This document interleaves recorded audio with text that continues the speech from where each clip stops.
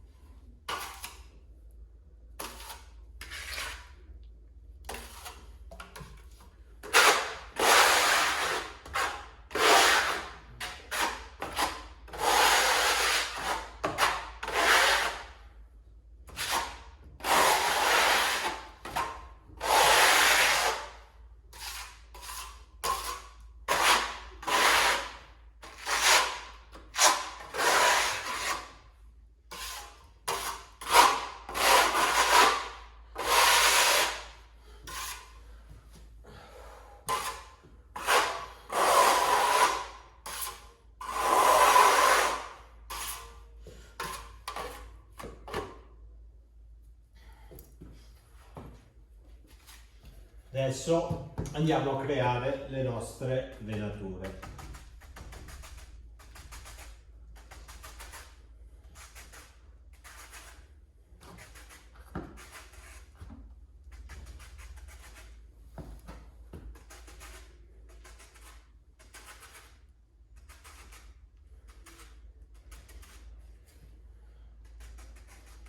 Bella delicata.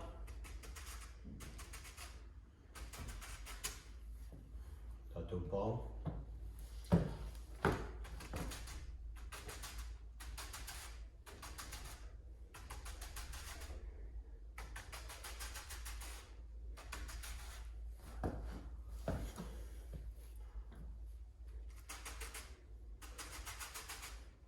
Risparmiamo un sacco di tempo, di materiali, che in una giornata riuscite a chiudere una parete tranquillamente.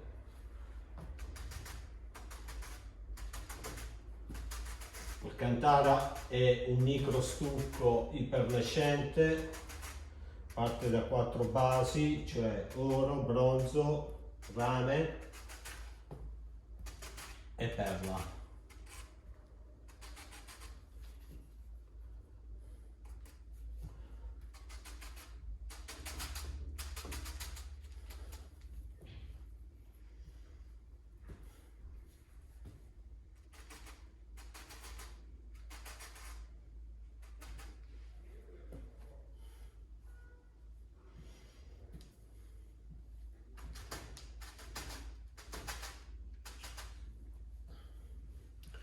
Vi farò vedere il risultato finale.